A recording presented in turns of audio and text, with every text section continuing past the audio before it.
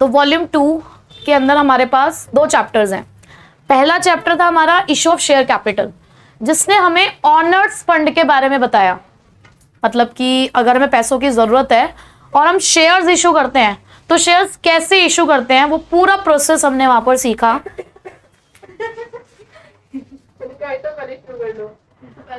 हमने पूरा accounting treatment यहां पर सीखा कि किस तरीके से शेयर्स को इशू किया जाता है। अब हम उस चैप्टर से बाहर आते हैं। शेयर्स तो इशू कर लिए, अब इस चैप्टर के अंदर हम पैसे का इंतजाम कर रहे हैं कुछ बाहर वालों से, यानी कि अब हम लेंगे बोरोड फंड। तो बोरोड फंड हम यहां पर लेने वाले हैं डिबेंचर्स की फॉर्म में। तो जिस तरीके से हमने शेयर्स इशू करे उसी तरीके से डिबेंचर्स भी इशू किए जाते हैं। बस फर्क सिर्फ इतना है कि शेयर्स हमारे ऑनर्स फंड कहलाते हैं और डिबेंचर्स हमारे बोरोड फंड कहलाते हैं। तो देखो जरा, अब डिबेंचर्स होते क्या है, पहले तो ये समझते हैं कि डिबेंचर्स है क्या। है हम इसे कह सकते हैं कि these are the acknowledgement of debt. Acknowledgement of debt का मतलब क्या है कि आपने किसी से पैसा उधार लिया है, ये इस बात को दिखाता है। अब जो आपने पैसा उधार लिया है वो आपने किस फॉर्म में लिया है, डिबेंचर्स। क्या शेयर्स कोई सामान था? शेयर्स क्या था? एक राइट था ना। हम शेयर को क्या कहते थे कि एक राइट है। हमने किसी कंपनी में पैसा लगाया और बदले में उस कंपनी में हमें कुछ राइट्स मिल गए। जितने से हम इन्वेस्टमेंट कर रहे थे उतने से हमें कुछ राइट्स मिल रहे थे, depending upon the class of shares. ठीक है, यहां पर भी हम कह रहे हैं कि डिबेंचर्स भी कोई फिजिकल एसेट नहीं होता, ये सिर्फ एक तरीके का डॉक्यूमेंट है। और ये एक ऐसा डॉक्यूमेंट है जो क्या रिप्रेजेंट करता है कि आपने किसी से पैसा उधार लिया है। ठीक है, ये किसी तरीके का स्टॉक भी हो सकता है। अब आप कहोगे स्टॉक तो इन्वेंट्री होता है। देखो, स्टॉक या गुड्स वो चीज होते हैं जिसमें हम डील करते हैं। अगर कोई फाइनेंशियल इंस्टीट्यूशन है, कोई फाइनेंस कंपनी है, उसका काम क्या है? पैसा लेना देना।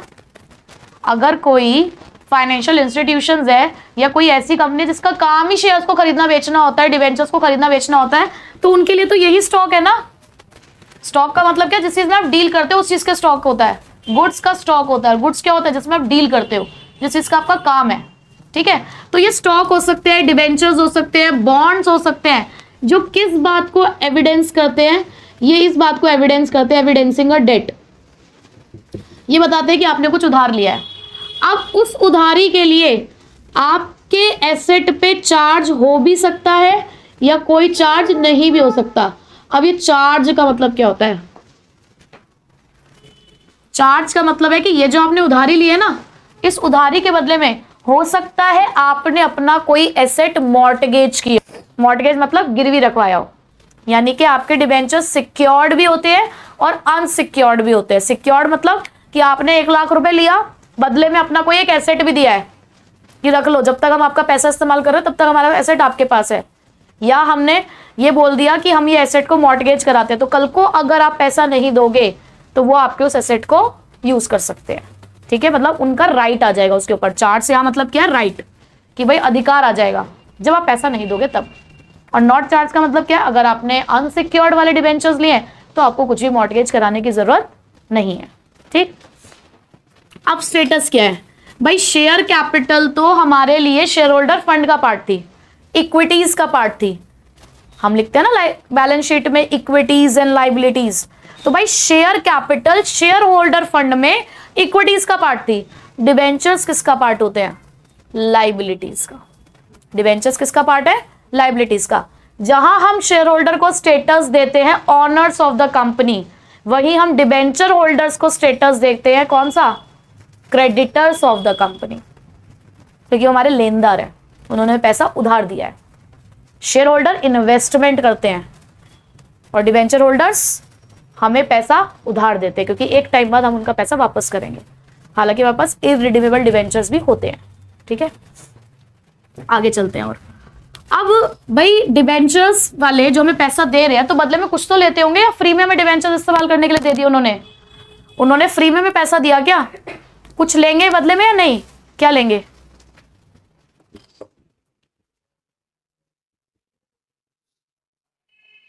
वो हमसे लेंगे इंटरेस्ट और फिक्स्ड रेट ऑफ इंटरेस्ट। क्या लेंगे? Fixed rate of interest. आप यहां पे डिबेंचर्स देखोगे ना तो ऐसे लिखे होंगे, 7% डिवेंचर्स, 8% डिवेंचर्स। तो इन डिवेंचर्स के नाम के आगे जो परसेंटेज प्रीफिक्स है ना, इनका रेट ऑफ इंटरेस्ट ही है। क्या ये इनका रेट ऑफ इंटरेस्ट, ये फिक्स्ड होता है। ये रिप्रेजेंट करता है कि इस डिवेंचर के ऊपर मुझे 7% का इंटरेस्ट देना है। समझ आ रही है बात? के साथ एक और कॉन्सेप्ट यूज होता है बॉन्ड्स। आपने सुना होगा बहुत बार बॉन्ड्स। अब ये बॉन्ड्स क्या होते हैं? हाँ कनेक्शन। ये बॉन्ड नहीं बोला मैंने, बोला बॉन्ड्स, यानी कि बहुत सारे रिलेशनशिप। बॉन्ड का मतलब क्या है? बॉन्ड का मतलब आप क्या समझते हो अब तक? एक रिश्ता, रिलेशनशिप। हाँ कह सकते हो, हमें एक रिश्ता है किसके बीच में? कंपनी और जिसने बॉन्ड में पैसा इन्वेस्ट किया उसके बीच में। पर यहां पर ये बॉन्ड्स होते क्या है? कई बार ना बॉन्ड्स को डिवेंचर्स के साथ सिनोनिम्स की तरह इस्तेमाल कर लिया जाता है कि सिमिलर ही तो होते हैं, दोनों ही तो पैसे देने वाली चीजें हैं, बट दोनों में एक डिफरेंस है। सपोज करो आपने एक बॉन्ड परचेज किया, आपने एक बॉन्ड परचेज किया 1 लाख रुपए का। बॉन्ड की फेस वैल्यू कितनी है? 1 लाख रुपए की। 1 लाख रुपए का बॉन्ड हमने परचेज किया, बट बदले में 96,000 रुपीज मिले हमें। बदले में कितने पैसे मिले? 96,000 रुपीज। उन्होंने 4,000 काट के में पैसा दिया है। और कल को जब आप ये पैसा वापस करोगे, कितना पैसा वापस करोगे? 96, पूरा 1 लाख। यानी कि आपको बॉन्ड 1 लाख का मिला है, पैसा इस्तेमाल आपने कितना किया है? 96,000। तो ये जो 4,000 का डिफरेंस है आपके पास, ये क्या है? Interest paid on bonds. क्या ये फिक्स था? भाई डिबेंचर, सपोज करो कि डिबेंचर 1 लाख का है, तो मुझे पता है इस 1 लाख का 7% यानी कि मुझे 7,000 रुपए देना है, फिक्स्ड है। लेकिन यहां पर आपने क्या देखा कि हमारे पास स्टार्टिंग में वैल्यू कितनी थी और हमें मिली कितनी? स्टार्टिंग में वैल्यू कितनी थी और हमें मिली कितनी? उसके बीच का डिफरेंस है हमारे पास यहाँ पे क्या? इंटरेस्ट। ठीक है, तो इसलिए बॉन्ड्स के लिए कहा जाता है दीज आर, ये इश्यू तो होते हैं डिस्काउंट पे पर रिडीम्ड होते हैं पार पे।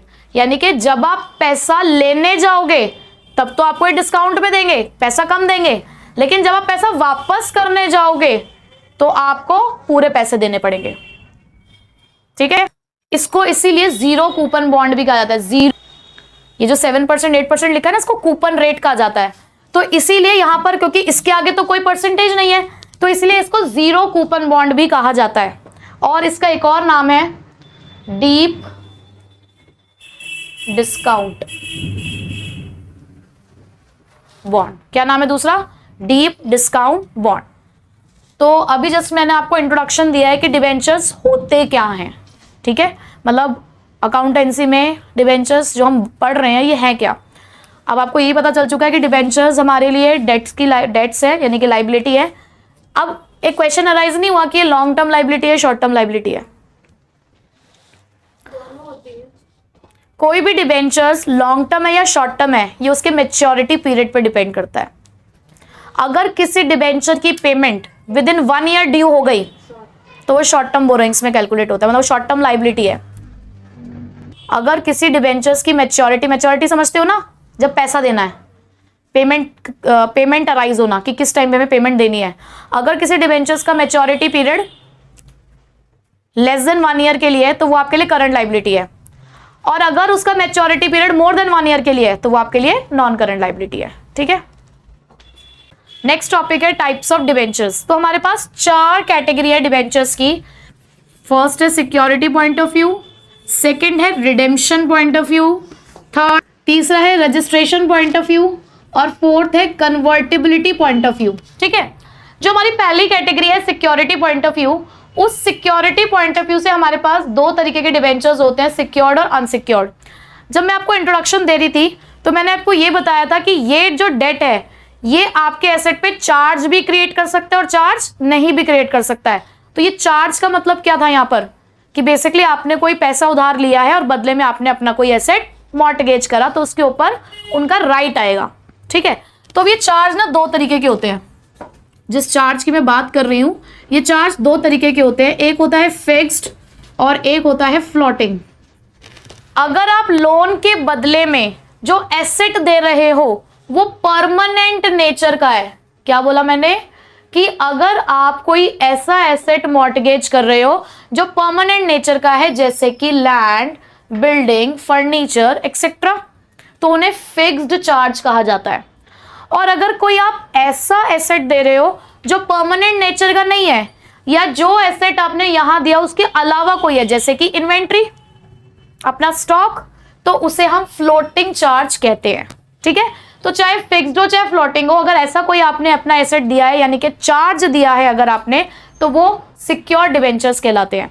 और अगर कोई भी डिबेंचर्स के ऊपर किसी भी तरीके का कोई चार्ज नहीं है, इसका मतलब आपने कुछ भी मॉर्टगेज नहीं किया, तो वो कौन से डिबेंचर्स कहलाते हैं? Unsecured. Clear? Next, redemption point of view से दो तरीके के डिबेंचर्स है हमारे पास, रिडीमेबल और इरिडीमेबल। रिडीमेबल मतलब जिन डिबेंचर्स की आपको पेमेंट करनी है after a specific period of time, यानी कि ऑन मैच्योरिटी आपको उनकी पेमेंट करनी होगी। कब करनी होती है इनकी पेमेंट? आपको स्पेसिफिक पीरियड ऑफ टाइम पे आपको इनकी पेमेंट करनी होगी। से फॉर एग्जाम्पल आपने कोई डिबेंचर 10 साल के लिए लिए हैं, तो 10 साल बाद आपको उनका पैसा वापस करना पड़ेगा। बट इरिडीमेबल डिबेंचर्स क्या होते हैं? जिनका पैसा आपको कब वापस करना है? At the time of winding up of the company, यानी कि जब आपकी कंपनी वाइंड अप होगी यानी कि बंद होगी, तब आपको इनका पैसा वापस करना है, यानी कि लाइफ टाइम के लिए होते हैं। ठीक।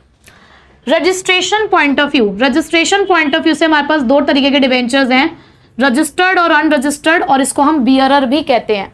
ठीक है, अब रजिस्टर्ड डिबेंचर्स मतलब जिन डिबेंचर्स को हम कंपनी रिकॉर्ड में लिखते हैं, जहां पर डिबेंचर होल्डर के नाम से कंपनी के रिकॉर्ड्स में एंट्री की जाती है, कंपनी के रिकॉर्ड में उनको रजिस्टर किया जाता है, वो डिबेंचर्स आपके रजिस्टर्ड डिबेंचर्स कहलाते हैं। इन डिबेंचर्स का नाम हम कंपनी रिकॉर्ड्स में नहीं लिखते with the name of holder, तो वो हमारे अनरजिस्टर्ड डिबेंचर्स कहलाते हैं।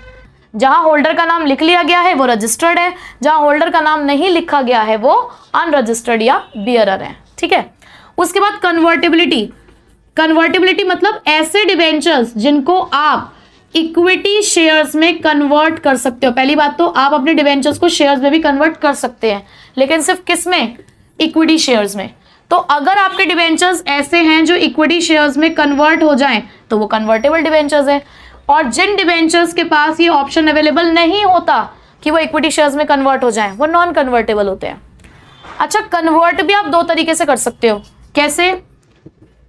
पार्टली और फुल्ली। अगर आपने सारे ही डिबेंचर्स, सपोज आपका 6000 डिबेंचर थे, आपने 6 के 6 डिबेंचर्स जो हैं वो शेयर्स में कन्वर्ट कर दिए, तो फुल्ली कन्वर्टेबल। अगर 6 में से 2 कर दिए, 4 नहीं किए, तो पार्टली कन्वर्टेबल। ठीक है, क्लियर? ये चारों तरीके के डिबेंचर्स कौन कौन से? सिक्योरिटी, रिडेम्पशन, रजिस्ट्रेशन और कन्वर्टेबिलिटी पॉइंट ऑफ व्यू से। ठीक है, हमारा डिबेंचर्स का जो एक थ्योरी इंट्रोडक्शन था वो कंप्लीट हो चुका है। अब हमें प्रैक्टिकल की तरफ जाना है।